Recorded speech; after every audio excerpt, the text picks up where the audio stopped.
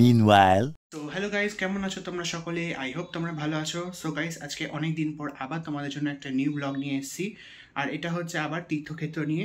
তো বেশি কথা বলবো না, চটপট ব্লগটা শুরু করা যাক।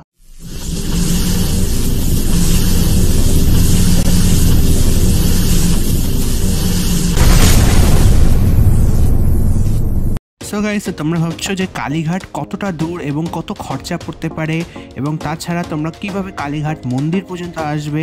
তো তোমাদেরকে বলে রাখি, কালীঘাটে যাওয়ার জন্য যে কোনো বাস অলওয়েজ অ্যাভেলেবেল রয়েছে, যে কোনো বাসে তোমরা আসতে পারো, অথবা তোমরা যদি মেট্রো করে আসতে চাও তাই তোমাদের বলে রাখি যে যতীন দাস পার্ক মেট্রো এবং তার সাথে সাথে কালীঘাট মেট্রো স্টেশনের মাঝখানেই রয়েছে কালীঘাট মন্দির।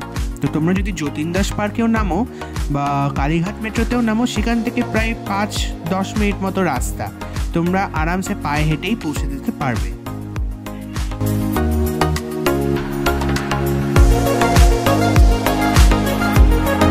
Two hours later.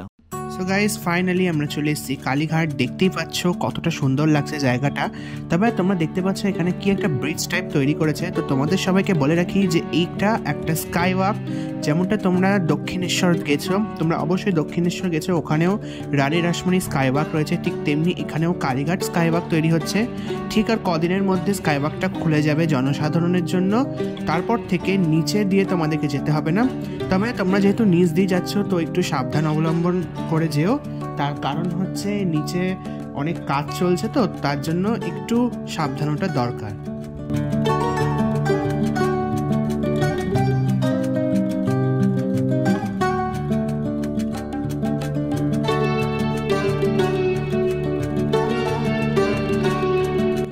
দেখতে পাচ্ছ এখানে ফুল, বেলপাতা, মালা সবই পাওয়া যাচ্ছে। তোমরা বাইরে থেকেও এসব কিনতে পারো, এবং তার সাথে সাথে তোমরা যদি সিঁদুর, আলতা এসবও কিনতে চাও তাহলে তোমরা এখান থেকেও কিনতে পারো। তবে হ্যাঁ, তোমরা যদি ভেতর থেকেও কিনতে চাও সেটাও কিনতে পারো। তার কারণ এখন কালীঘাট চত্বরে খুব সুন্দরভাবে ডালা অ্যাক্রেট করে দিয়েছে দক্ষিণেশ্বরের মতন।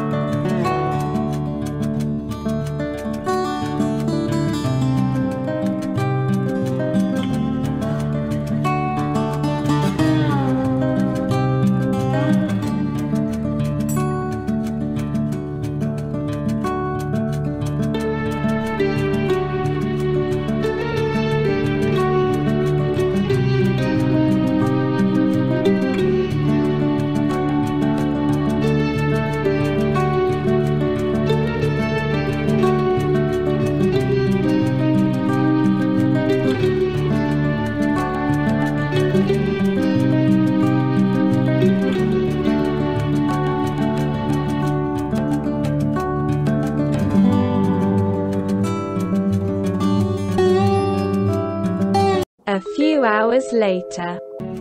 সো গাইজ, দেখতে পাচ্ছ যে কালী ভান্ডারের এই যে দোকানটা, এখান থেকে আমরা মায়ের জন্য সামান্য প্যারা প্রসাদ নেব।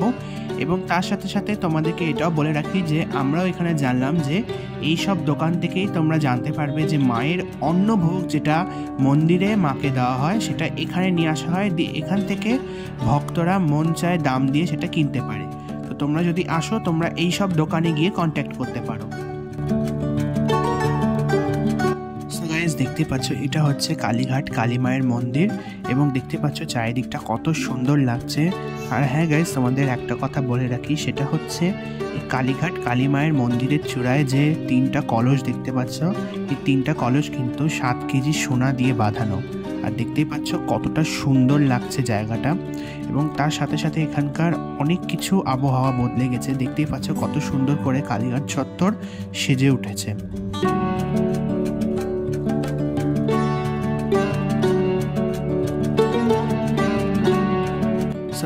চলো এবার তোমাকে কালীঘাট কালী মায়ের মন্দিরের মাহাত্ম্য সম্পর্কে তোমাদের বলি। তোমরা সকলেই জানো যে দক্ষযজ্ঞ নষ্ট হয়ে যাওয়ার পর দেবী সতীর দেহ নিয়ে যখন মহাদেব তাণ্ডব লীলা করছিলেন, ঠিক তখন সমস্ত সৃষ্টি রসাতলে যাওয়ার অবস্থায় ছিল। ঠিক তখনই ভগবান বিষ্ণু অর্থাৎ সুদর্শন চক্র দিয়ে দেবী সতীর দেহটিকে 51টি খণ্ডে বিভক্ত করে দেন এবং সেই 51 খণ্ড কিন্তু এই পৃথিবীতেই এসে পড়ে, যার মধ্যে একটি হলো এই কালীঘাট। এই কলকাতার যে কালীঘাট মন্দিরে যেটা বলছি, এখানে দেবী সতীর ডান পায়ের পদাঙ্গুলিগুলি পড়েছিল। দেবী এখানে দক্ষিণা কালী রূপে পূজিত হন এবং তেনার ভৈরব হলেন নকুলেশ্বর। কিন্তু কয়েক বিংশ শতাব্দী পর আত্মারামগিরি এবং ব্রহ্মানন্দগিরি নামে দুই সাধক মাকে এখানে দর্শন পান এবং পরে তিনি কোষ্ঠী পাথরে তৈরি করা এই কালী মূর্তিটি এখানে প্রতিষ্ঠা করেন। দিয়ে সময়ের সাথে সাথে এখানে একটি ছোট্ট করে মন্দির প্রতিষ্ঠিত হয়। কিন্তু আরও কয়েক বছর পর, অর্থাৎ কয়েক শতাব্দী পর, যখন ব্রিটিশ ইস্ট ইন্ডিয়া কোম্পানি কলকাতায় রাজত্ব করছিল, তখন এখানকার জমিদার সাবর্ণ রায় চৌধুরী এই মন্দির নির্মাণ করান আরও বড় করে, এবং তার সাথে সাথে ভৈরব মন্দির এবং তার সাথে সাথে আরও অনেক মন্দির নির্মাণ করান এখানকার জমিদার।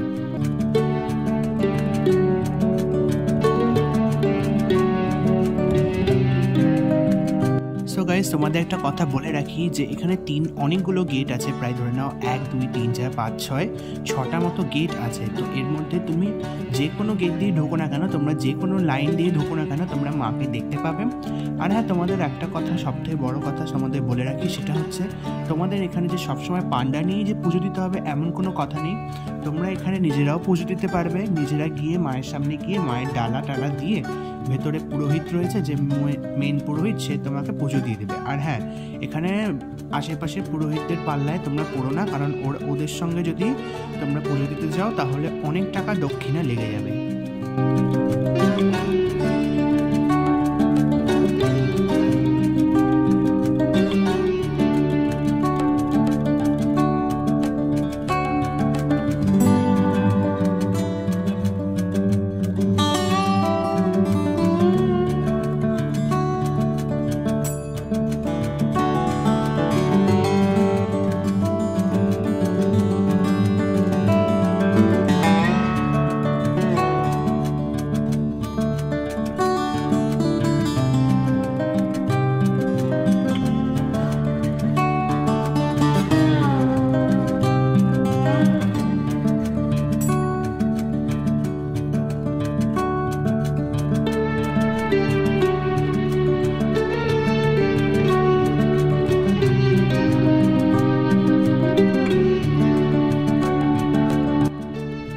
আর গাইজ, দেখতেই পাচ্ছ যে এখানে খুব সুন্দর একটা রাধা মাধবের মন্দির রয়েছে, খুব সুন্দরভাবে সাজসজ্জা করানো।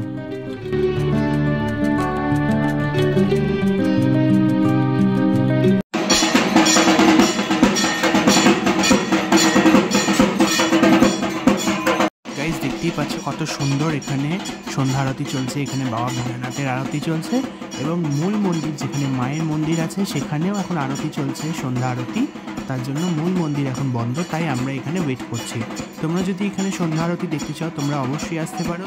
6টা থেকে 7টার মধ্যে এখানে সন্ধ্যা আরতি হয়, তোমরা অবশ্যই এসে একবার দর্শন করে যাও।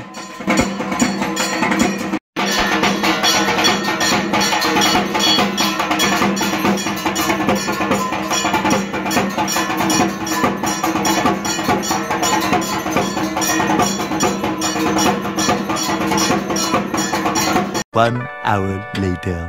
সো গাইস, তো এই ভিডিওটা এই পর্যন্তই। আই হোপ আমি তোমাদের এন্টারটেইন করতে পেরেছি।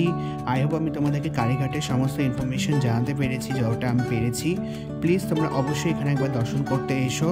এখানে মন্দির সকাল ভোর 5টা থেকে দুপুর 1টা অবধি খোলা থাকে এবং তারপর সন্ধ্যাবেলা 5টা থেকে রাত 10:30 অবধি এই মন্দির খোলা থাকে। তোমরা যে কোনো টাইমে এসে মাকে দর্শন করে যেতে পারো।